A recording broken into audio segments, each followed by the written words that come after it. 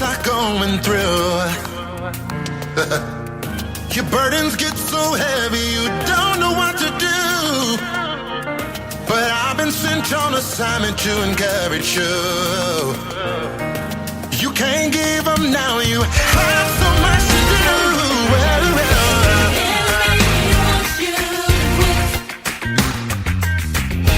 Wants you to throw in the towel. Oh, but I've been sent to remind you your help is here today. Whenever you feel like pressure, here's what you gotta say. Yeah, that's it. Come on, let's go. I will be glad. I will be glad. Yeah. Oh, come on, put your hands on it. I will be glad. Let's go to verse 2. He gave it to me like this. So many things are going wrong. Yeah. But these trials come to only make you strong. The Father really needs you to keep holding on. Yeah. And keep a praise on your lips, 'cause it won't be long. The enemy wants you to quit. He wants you to quit tonight. Listen. Wants you to throw in the towel. Oh, yeah. But I've been sent to remind you your help is here today. Whenever you get in trouble, here's what you gotta say. Yeah, I will be glad. Oh, come on, I need to see you move. I will be glad. Yeah. Yeah. I will be glad. Come on, let's say it one more time. I will be glad. Nothing comes to a joy. I will be glad. I got the joy of the Lord. I will be glad. Yeah, I will be glad. Right here, everybody clap those. Yeah, that's it. It's time to celebrate. 'Cause our God is fighting for us. Everybody clap those. Yeah, yeah, yeah. Everybody clap those. We declare tonight, we say it. Even on a bad day, I will. Even on a bad day, I will. You say. Even on a bad day, everybody say, yeah, this storm, it won't last forever. Saying this trial, it's got to come to an end. Everybody rock, come on. Hey, everybody say, everybody say, yeah, yeah. I got the joy of the Lord. Yeah, I got the joy of the Lord. Come on, y'all, let's say it. I got the joy of the Lord. Everybody clap your hands. Oh, come on, I don't hear y'all singing it. I got the joy of the Lord. Yeah, I got the joy of the Lord.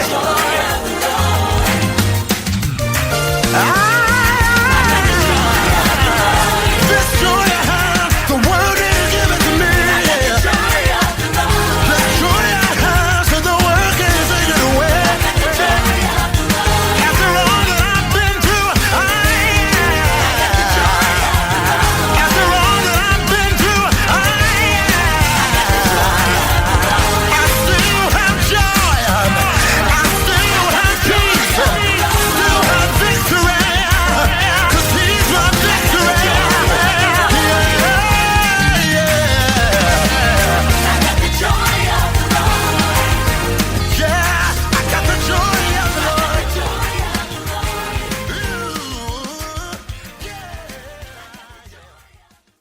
All right, it's your boy, comedian Edwin Douglas, and you are on You Heard Me First Radio Talk Show. That's right. We are on iHeartRadio, Spotify, Spreaker.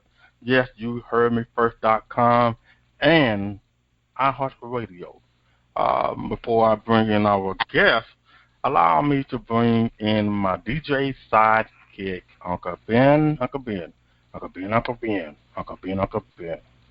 All right, ladies and gentlemen, ladies, we have a very special guest, and please welcome to You Heard Me First radio talk show, the one and only Chris Bender. How you doing, my brother? Hey man, what's going on?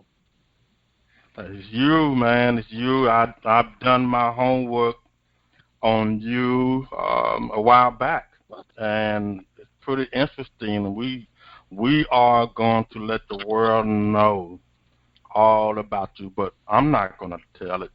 You're going to tell it all. And let's and let's start off. Um, how old were you when you first grabbed the mic and you knew that one day you're going to be a singer? Well, let's see. That's a good question. I've always music is ran very, very deeply in my bloodline. However, I was petrified actually of singing. It wasn't really something that I was a fan of doing.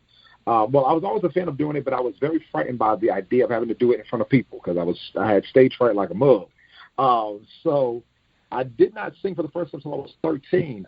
My home church's choir was invited to a very prominent church that was full of phenomenal choirs, and our choir was not one of the best.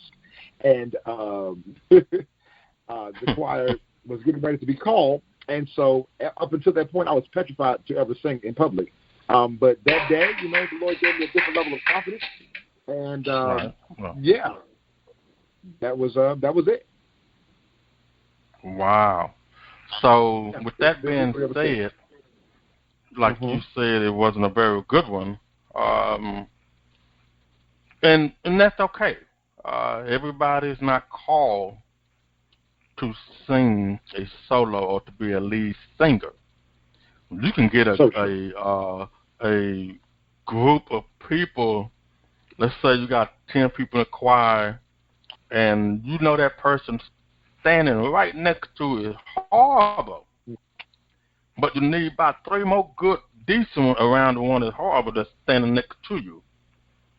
And when everybody open their mouth at the same time, somehow God gonna make it sound good, But that lead singer and that choir director and the person on the organ, that's why, like, me personally, when I'm sitting in the church, and there are only 3 people I'm looking at: the director, the one who got the mic solo, the one with the playing the drum and the piano. The rest of them, I can care less, So, but I'm gonna join in and think, because these guys can do something that I cannot do. I can't sing, so that is something that can't come overnight, So, very good, very good. Tell us, or tell all of us,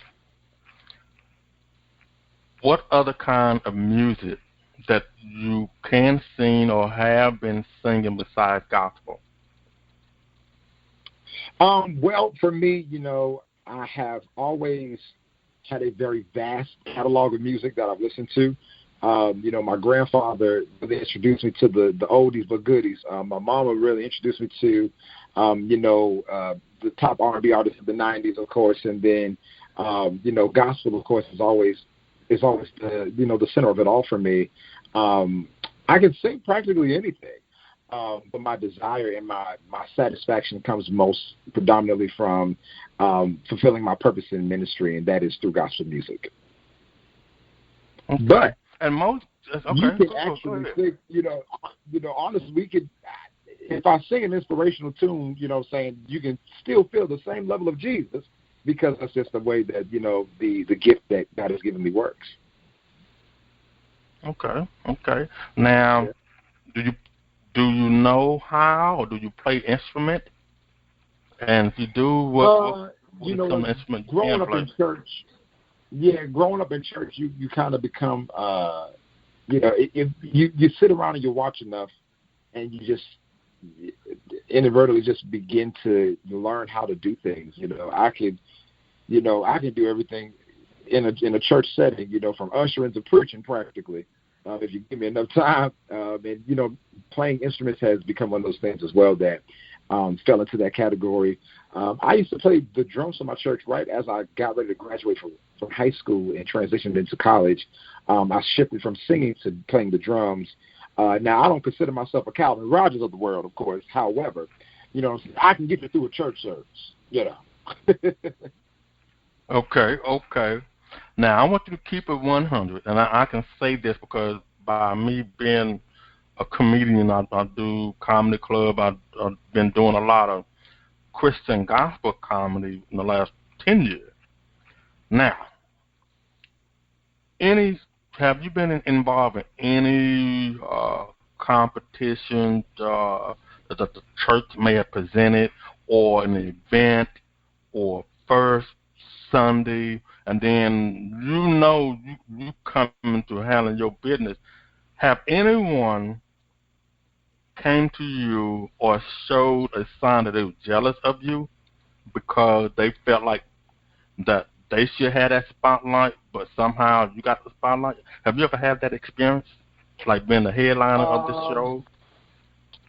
I haven't. I can't say that anybody's ever brought that to me because, I'm a very professional individual, and, of course, I'm a Christian man, but, I grew up in the hood, praise God. So, I don't take too much foolishness. I don't take too much foolishness, you know what I'm saying? If you can walk with me on that side of the street, you can know what I'm talking about. I don't take too much foolishness. So, people keep, if there is a level of jealousy that someone might have or that people have had in the past or in the present or in the future, it's definitely something that they do keep to a minimum, or they keep to a certain plethora of people. Because most know that, I'm a very respectful person. I'm a very humble person. But people don't try to venture into that, into seeing that side of me, because it's a place that I like to go quite often, praise God. Well, I brought that up, Chris, because it's a reality, because I didn't think it existed, because I hosted a gospel concert out here in Texas, and number one, it was absolutely wonderful, but there were too many entertainers, performers on the ticket. Okay, they had a mixture of professionals, and they had a mixture of wannabes. Can sing, but you can tell the difference between professional and wannabes.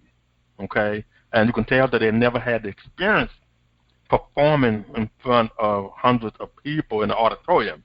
Okay, and so the instructions were given to me. Every artist or performer was only allowed to sing 2 songs. After that, get off the stage. Well, Chris, as a comedian, I don't know if you ever witnessed a comedian put somebody in their place, like you say, walk with you. I am from the hood. I'm that same guy. Okay. I'm glad we're on one accord. Yes. And God had nothing to do with this, because everybody was instructed what to do, how many songs to sing. So how about this? The person who did this at the end, the people came to see the young lady, and she did her thing, but she was nice enough to let other people perform. Anyway, the concert turned into a revival at the end. Oh, praise him. And I'm like, I said, okay. I said, okay. I said, God, I'm going to go backstage. Let me talk to you. And I want you to give me a word that you want me to tell this person. Chris, They had food. They had vendors. By the time this person got through, ain't nobody want to eat. Ain't nobody bought nothing from the vendors. That's how bad it was at the end. So that's why I came up with that question. I thought you would think people or wannabes that sing gospel will respect or give respect the orders that they give them. So that's why I asked you that. I didn't mean to get you involved in what. Oh no! You didn't get involved in anything. Trust me. You didn't do that at all. No, I think I'll to bring the question back full circle, I would say that you never know the true intent of the heart of man.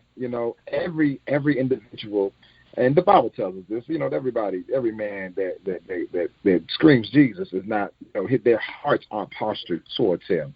And so, for some of them, some of those individuals, it might be that their intentions behind this specific parameter of industry, which is solely based on religion and relationship, right, with Christ. Some might not have the best intentions or the purest intentions. Some of them might be using something that they grew up with. They grew up in church. They understand church, and they love church music, and they love gospel to get them to a space where they want to be. They want to be a star. They want to be a celebrity. They want to, reach a certain level of success in the industry, and this is the only avenue that they know how to get it through. And so, it really requires, being an artist and being a God-led, Spirit-led artist, if you will, really requires you to have sharpened discernment. You got to know. You got to know ahead of time, because there are some people that you just honestly don't need to be connected with, But your discernment helps you to kind of navigate through knowing who's for you, who's against you, who's going to be bad for your brand, right? Because there's some people you just can't be around, right, but they just make your brand look bad. You know what I'm saying? And so, of course, I've had multiple experiences where I've had to, some of those experiences, my discernment has been sharpened to understand, in the process or prior to. And then some, God had to show me, all right, you hard-headed. I showed you enough red flags before you told these people you wanted to go out to the diner, whatever, after church, and you still went. So now you got to experience a little bit of this wrath and their craziness, so that you understand these type of people you don't need to be around, right? So it's all a part of the process. All right, very good. I think you and I, we need to meet, because you're saying all the things that I was saying, and I really appreciate you from saying that. But what we're going to do, we're going to take a quick music break. Now, when we come back, yes, we're going to talk about the video that we played on top of the hour. Don't you guys go nowhere too far, because you heard me first radio talk show. You heard me? Yeah.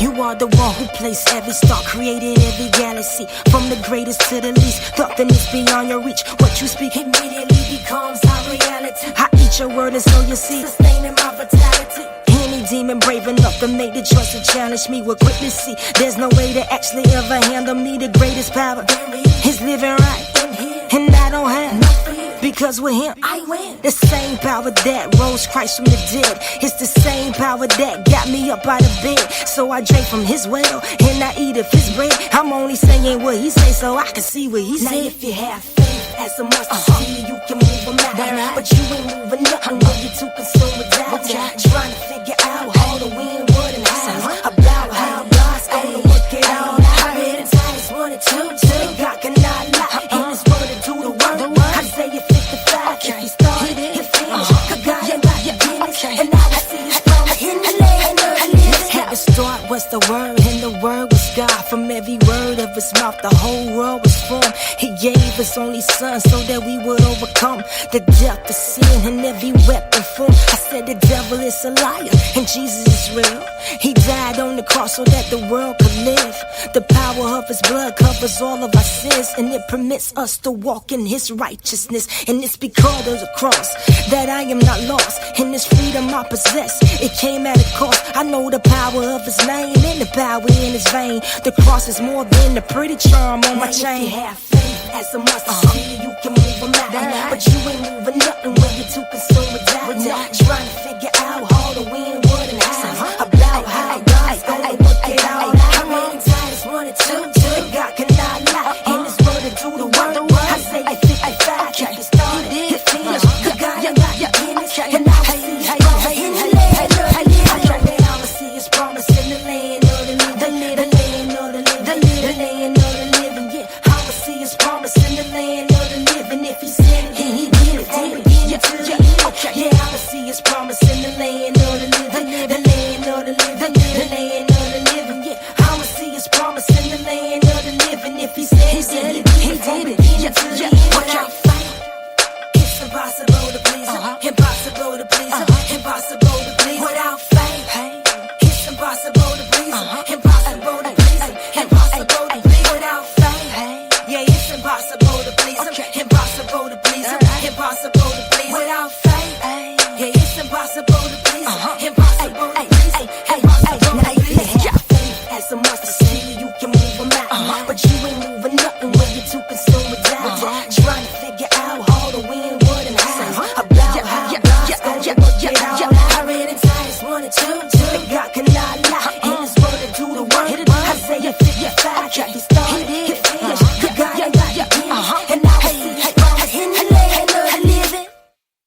Thank you for keeping Bible alive. This is the boy, comedian Edwin Douglas, and I am the host of You Heard Me First Radio Talk Show, and this is a Kabin, DJ Sidekick. That's right, we want to thank everybody around the world for tuning in. The only radio talk show that brings in real people that tell real stories to entertain your spirit and soul.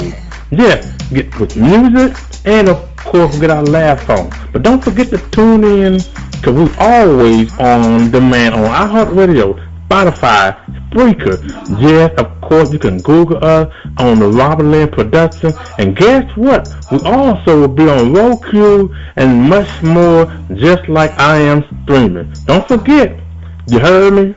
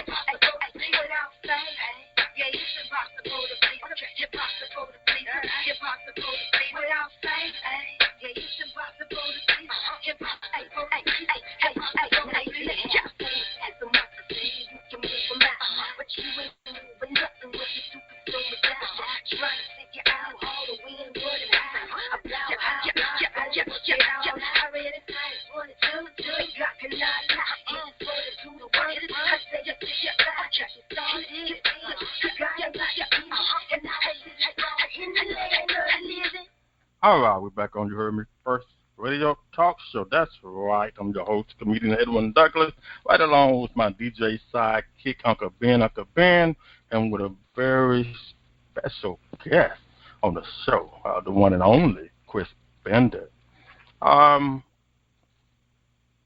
Let's talk about the song that we play at the top of the hour, Glad I'm in It.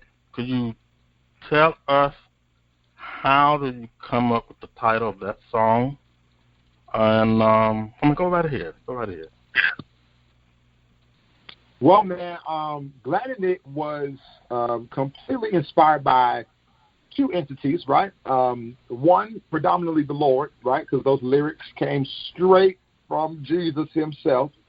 And then secondly, the song was inspired by my current situations. I was really in a tough space, battling PTSD and depression and anxiety, suffering with a lot of hard transitions in my life, losing friends, losing people, losing, all types of things. It was just it felt like I was really losing on every side. And, I was inspired in a church service, actually.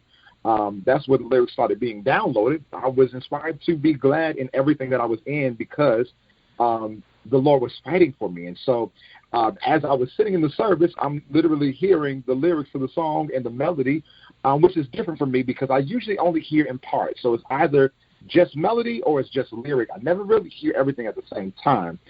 Usually when I do, I know that it's something really impactful for not just me, but for the world. And so that was what this experience was like as well. The Lord downloaded the lyric and the melody at the same time. And from there, I called my team and told them what my inspiration was and what the Lord had given me. And from there, we ran straight to it, man. And that's how Glad it came to be.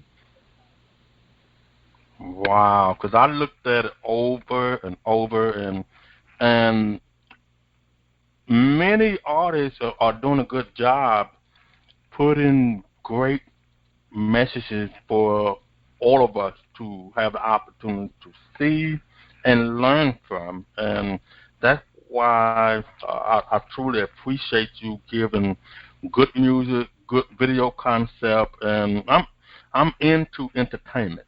And anything that anyone does, I'm a big fan because when God is in it, see, what people don't understand, everything started the day you were born.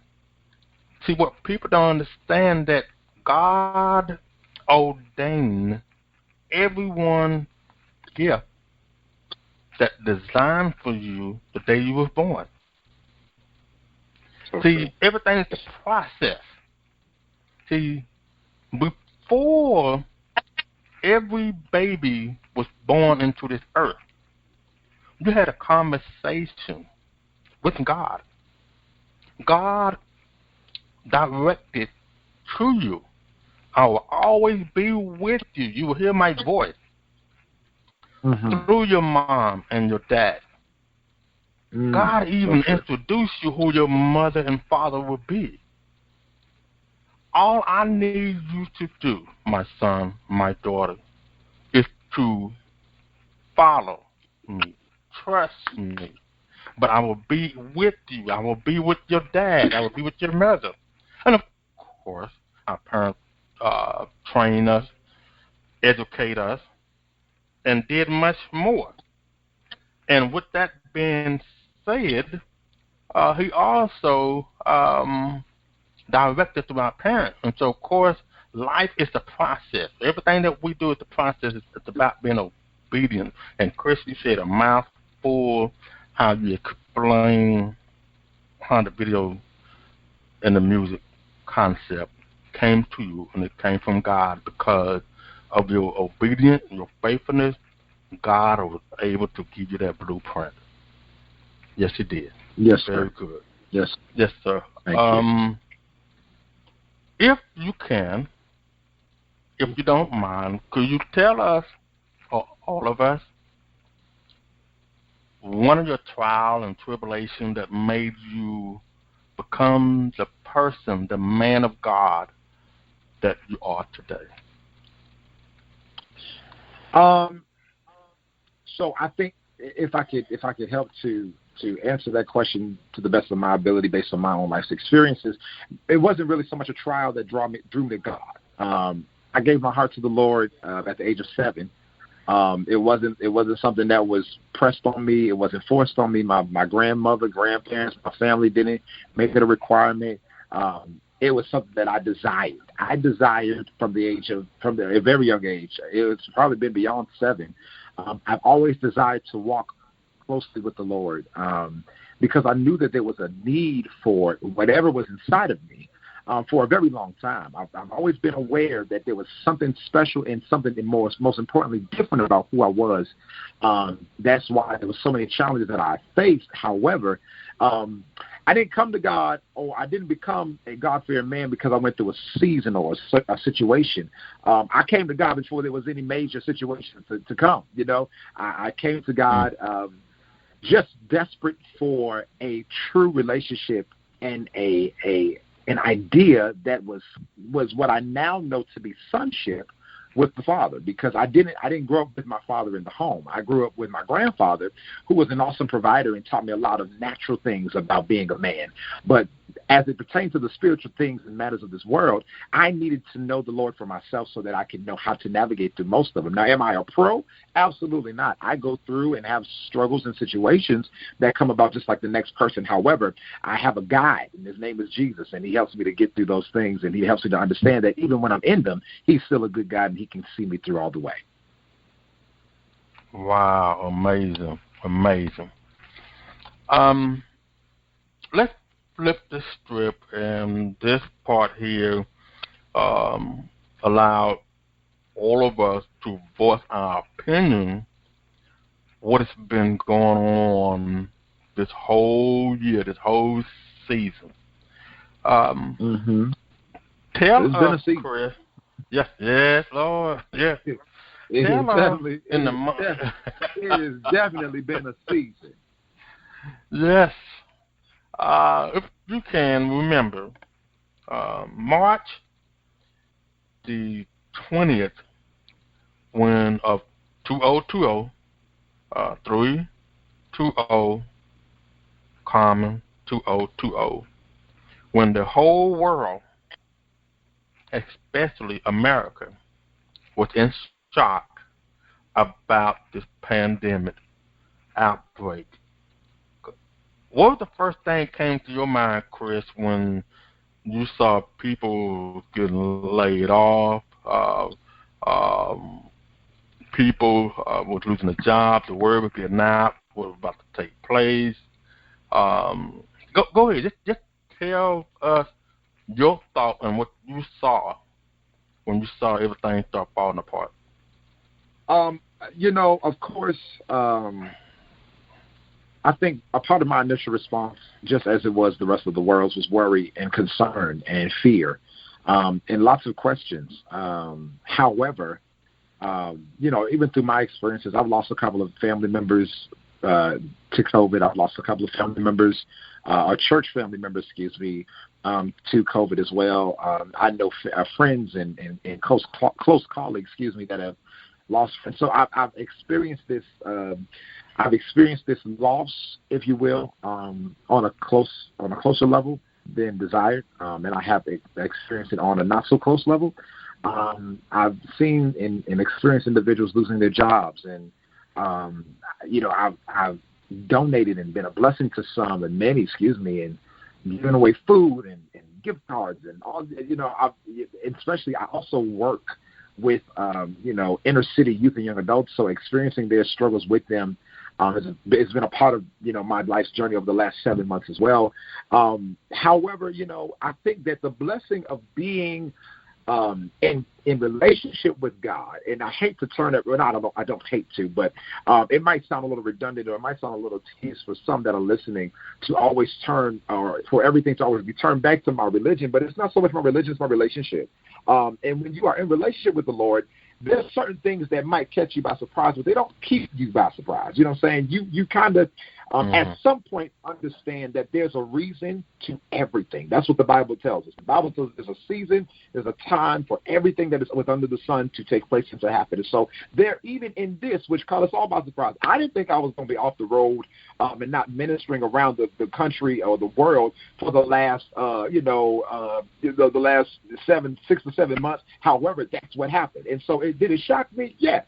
However, it didn't keep me in a state of shock, because I understand that whenever there is something that takes place underneath this sun, the Son of God, there is a plan behind it, and there's something for us, the people of God, people of the world, whatever you want to consider yourself, there's something for us to learn and to adhere to or to understand through the experience that we're in. And so when we neglect and fail to take a second to step from outside of our experience to look at it, to see what we can learn from it, I think that's where we lose ourselves, because we don't really give ourselves the total opportunity to be improved, to be strengthened, to be developed, to be cultivated through our life's experience. We kind of just sit in our mess and we look at it and we kind of follow in it, and we stay there, and then we become disappointed, we become depressed, and then we become stuck. But it takes a really keen individual to see and smell the season and the time that we're in, and to understand that in these times it's best for us to turn back to God and say, hey, dude, check this out. What's going on with this? What are you trying to tell me, show me, or what are you trying to, as my grandma would say, what are you trying to learn me through this? Because there's always something that I'm supposed to take from every experience. Every experience is not supposed to kill you, but it's supposed to make you stronger, and it's supposed to teach you something about you. Wow, very good. I'm going to tell you what I thought. Go ahead, preach. Go ahead. You've been preaching all night. Go ahead. I went back, and a lot of people forgot about the speech that President Barack Obama said. But that night he dropped that mic, and he did say, I warn you about the pandemic after I leave the office. Really, I didn't get too caught up in the words that he said, but that day, March 2020, that's the first thing my mind went back to. When I didn't believe it, but I started to believe in it when I walked inside Walmart. I saw a movement, Chris. Black folks coming out with a shopping cart full of toilet paper and water. White folks coming out with laptop, electronic devices. I go inside the store. I said, what's going on? I'm asking myself. Then a few more days, people losing their job. People gassing up, filling their tank up. You hear rumors. Everything was moving, Chris. When I say everything, everybody, everything was moving. See, we have to be very careful. Not only learn from this, Chris, but be ready when God makes the whole world move. See, who knows when the world ends? Not be ready. Stay ready. And the only way you can stay ready, and you said it all night, you got to keep yourself connected with God. And once you keep yourself connected with God, the only way that's going to take place when God reveals things to you, the Word has to be in that soul. That Word, see, the soul is right there in the brain. The heart is not the soul. The soul is right there where the brain is. And if you keep feeding the Holy Spirit the Word, and then the prayers that all of us, some of us, or few of us, when you pray to God, prayer is the process. Prayer is the process. God answers everyone's prayers in order it will receive. But before he answered that prayer you did last night, he has to finish the process of the prayer that you did day before or 3 years ago. So we have to stay ready.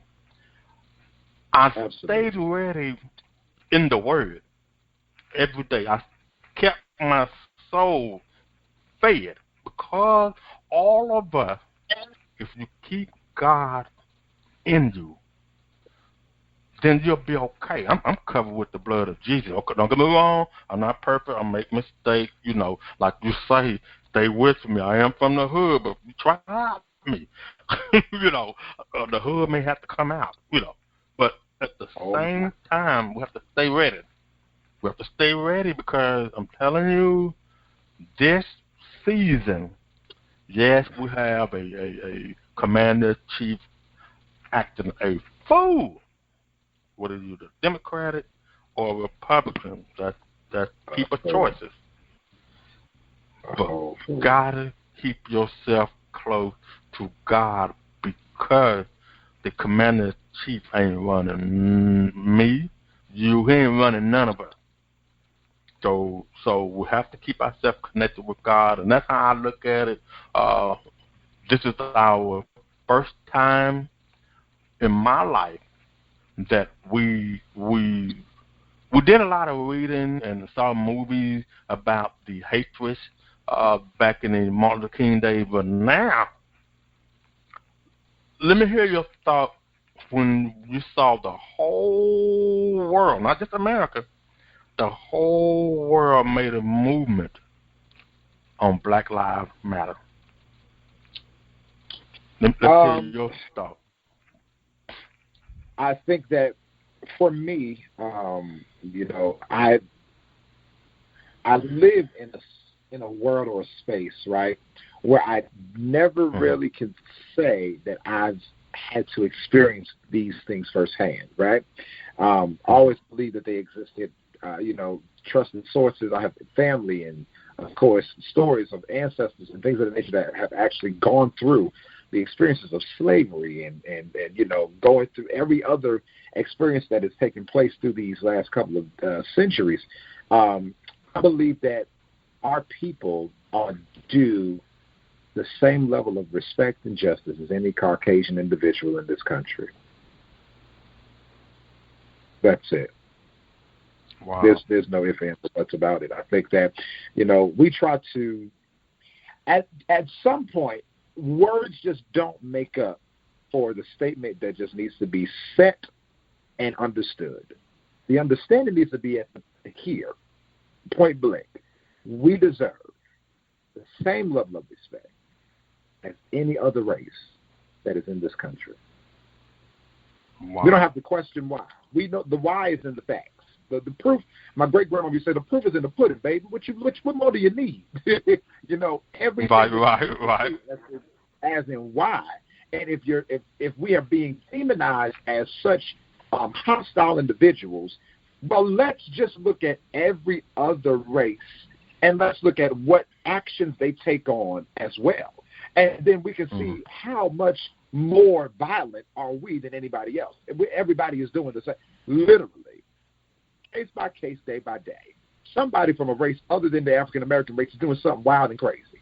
Now, I'm going to put... So I think that it requires us to really...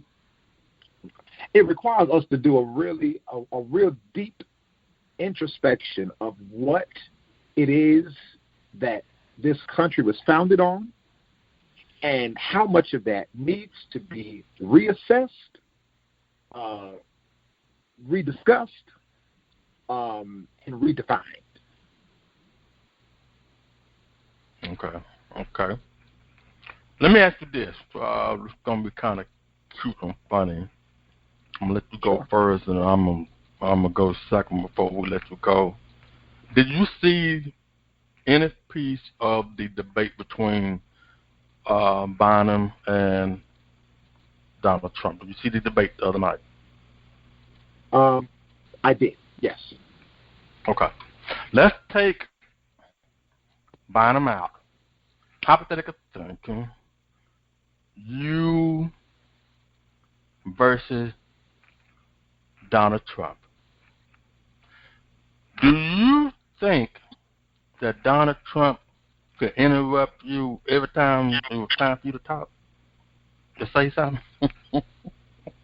No, that wouldn't.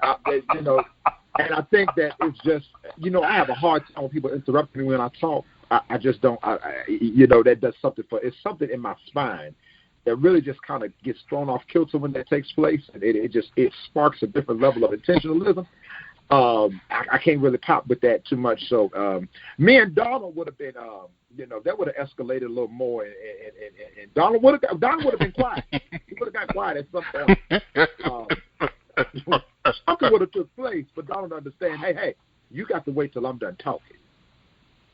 But again, because America seems to turn a weird, it's this level of narcissism and just it's gross.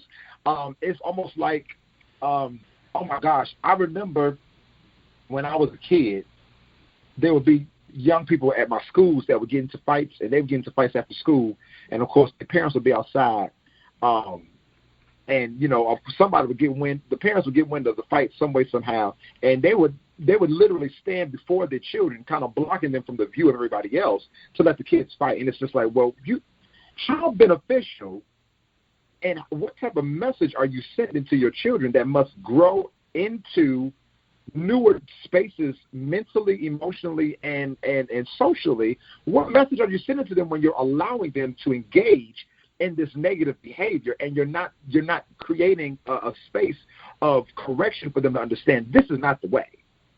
That's what America does with white supremacy and things of that nature. It's almost like we turn. Well, now we hope not, Chris. It's almost like there's a plethora, or there's a demographic of individuals that turn their back to this wrestling entity and never corrects it. They never speak to it. They never address it. It's almost like it's there, but it's not there. And as long as it doesn't create a negative connotation behind what the executive roles or desires or intentions are, it's not a big deal at all.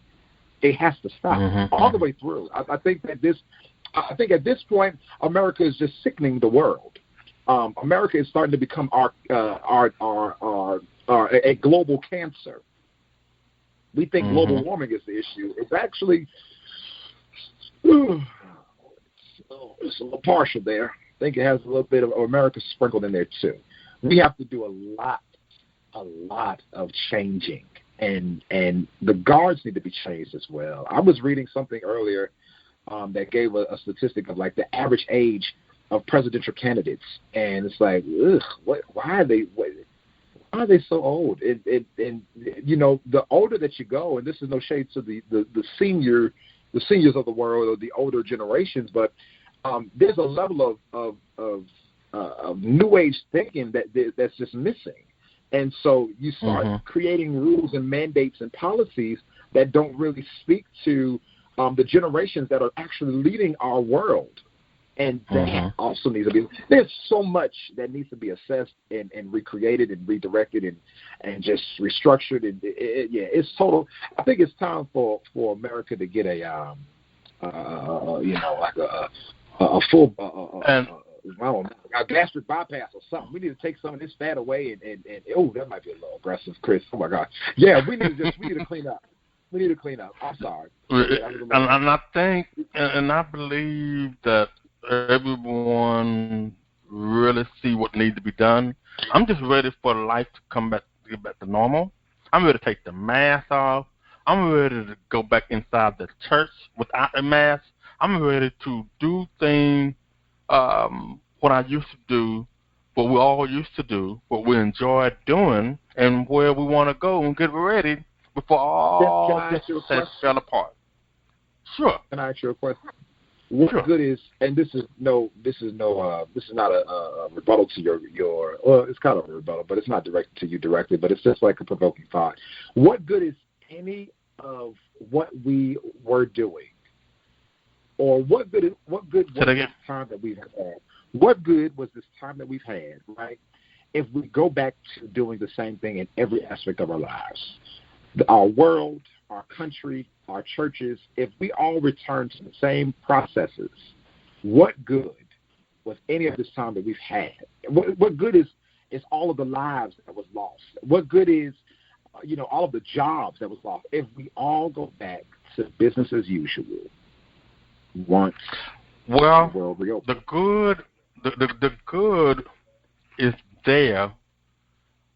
Things going to be different. But to answer your question, that it should make everyone appreciate, number one, who you are. Number two, be a little more serious about your life. Number three, if you are connected with God, you should be a little more consistent and do what He called you to do.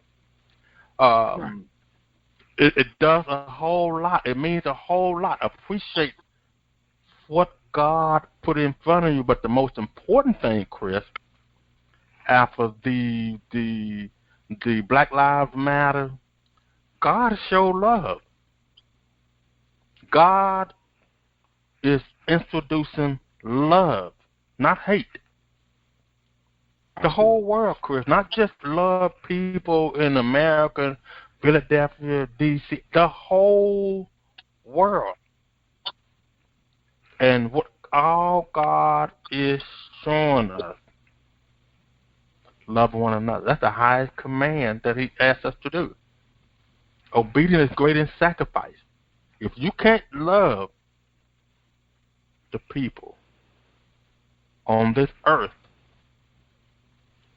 then what makes you think that God should open the door and let you inside heaven? That's what it's all about. Because God controls, God allows, and controls. Love is the highest command that God is telling us to do. Love one another. People think just because they did and give and do, obedient is what God is looking at. That's just like saying, if me and you rolling down the street and then a couple of our partners, hey, what y'all doing, man? And let's say God told me and you, don't go nowhere, stay right here. And we see our boys, they go to the gym. Come, y'all ride with us. Now, let's say you stayed, Chris, and I jumped in the car. Come on, Chris. And you say, no, I'm going to wait. And even though I was right there standing next to you, Chris, and I heard God too. God told both of us to stay, but I went and got inside the car. God is looking for the obedient one. You can't keep doing what you want to do. He allows you so many opportunities. He'll forgive you so many times. If we don't get it right when He clean this up, then all I can say is that keep living, or die trying. It's that simple. That's what good is going to do. Love, be obedient, appreciate, and praise Him. Enjoy. And stay ready and stay prayed up. That's the good it's going to be, Chris, when it's all over. Absolutely. Before we let you go, Chris, tell everyone what you got coming up. Tell everyone how they can contact you if they want to do some work with you, if they want to book you, because when 2021 comes, just tell everybody how they can contact you and get a hold of you. Absolutely. Yes, absolutely. If you're looking to, if you have any inquiries for bookings and ministry opportunities that you would love for me to be a part of, it would be my honor. The Lord has blessed me to still be actually active in traveling for ministry engagements during this pandemic with consideration and with respect to all CDC regulations and 1,000 COVID tests, because I get COVID tests almost like every 4 days, it feels like, just to make sure that I'm well and that I'm okay. you can definitely reach out via email. You can contact us at, chrisbendermusic@gmail.com. You can log onto my website. The credentials for that are iamchrisbender.com, and you can search our booking tab and complete a booking form through our website, and I'll be so happy to serve you that way as well. You can follow me on Instagram at iamchrisbender, and even on Facebook you can find me with searching Chris Bender Music or Chris Bender Ministries. Either way, you'll be able to find this little black boy's wonderfully smiling face. So I'm available everywhere. My music is available. Glad it is live and available for purchase today. You can stream it, play it, Spotify it, iHeartRadio. It is found everywhere. Music is sold and distributed and played. You can search Chris Bender or search Glad in it. You can find any of the music that God has blessed me to share with the world thus far over these past 4 years. So, yeah, it's definitely an honor to be with you tonight, man. Thank you so much for having me. I thank you for this opportunity. You're more than welcome. I tell everyone, this is your new home. Anytime that you got something going on, coming up, feel free to come back and promote what you got going on. And like I said, it's your new home. This is your new home. You heard me first, radio talk show. That's right. Yes, sir. That's it. Well, thanks a lot, Chris. I enjoyed you, man, and likewise. It was a pleasure. Hopefully someday we'll get a chance to meet because I do gospel comedy, man. Now, where are you? Are you on the East Coast? Yeah, I'm in Boston, actually. Okay. So if you guys ever need a gospel comedian, I do both, but last 10 years I've been a quality time doing gospel comedy. You guys ever put something together, need somebody to open up or host, you know where to find me. I'm here, comedian Edwin Douglas. Yes, sir. All right, perfect. Sounds good. Thank you so much, man. I appreciate it. I'll be looking forward to listening to the playback. All right. Thanks a lot, Chris, and you be good, and God bless, okay? Bless you, sir. Thank you, man. All love. All right. Well, ladies and gentlemen, that's the one and only. This is the boy, comedian Edwin Douglas, right along with my DJ sidekick, Uncle Ben.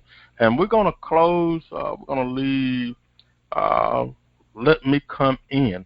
Until next time, peace, and may God bless you.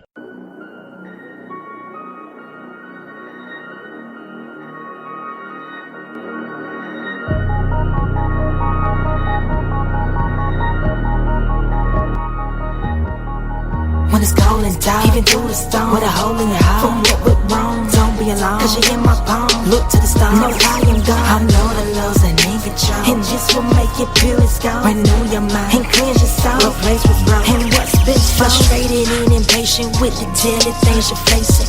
No matter how you try, it seems as if you can't escape it, thinking you gon' do it different from your mama and your daddy.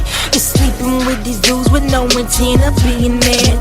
Bury all your pain inside. What you do that for? You worth much more. And don't you know you're absolutely beautiful? Her prized possession, hurt from criticism and rejection, but Jesus' love for you surpasses any. He's saying, let me come in, let me come in, okay, let me come in. He's saying, let me come in, okay, let me come in. He's crying, let me come in. He's screaming, let me come in. He's saying, let me come in, me come in. He said that I would never leave you, cause I died for you.